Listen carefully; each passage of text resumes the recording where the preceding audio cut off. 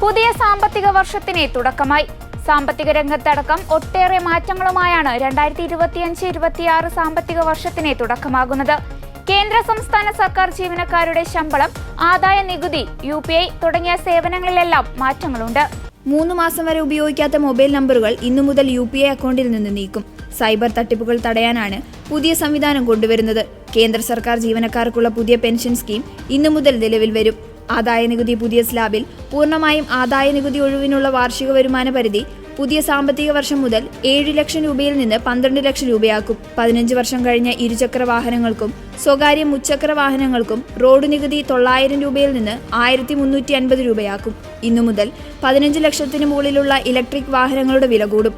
15 ലക്ഷത്തിന് മുകളിലുള്ള ഇലക്ട്രിക് വാഹനങ്ങൾക്ക് 3 മുതൽ 5% വരെയാണ് നികുതി കൂടുന്നത്. വിവിധ കാർ കമ്പനികൾ 2 മുതൽ 4% വരെ വില കൂട്ടുമെന്ന് പ്രഖ്യാപിച്ചിട്ടുണ്ട്. 24 മണിക്കൂറെങ്കിലും ഒരു ജില്ലയിൽ മൊബൈൽ സേവനം മുടങ്ങിയാൽ പ്രീപെയ്ഡ് ഉപഭോക്താക്കൾക്ക് ഇന്നു മുതൽ നഷ്ടപരിഹാരം ലഭിക്കും. ആധാറും പാൻ നമ്പറും തമ്മിൽ ബന്ധിപ്പിക്കാത്തവർക്കും ഓഹരി നിക്ഷേപത്തിന് ലാഭവിഹിതം കിട്ടില്ല. കേരളത്തിൽ തൊഴിലുറപ്പ് പദ്ധതിയുടെ വേതനം ഇന്നു മുതൽ കൂടും. 346 രൂപ എന്നത് 23 രൂപ കൂടി 369 രൂപയാകും. ഭൂനികുതിയിൽ 50% വർധനമാണ് ഇന്നു മുതൽ ഈടാക്കുക. 23 ഇനം കോടതി ഫീസുകളും കൂടും. സംസ്ഥാന സർക്കാർ ജീവനക്കാരുടെ ക്ഷാമബത്ത 3% കൂടും.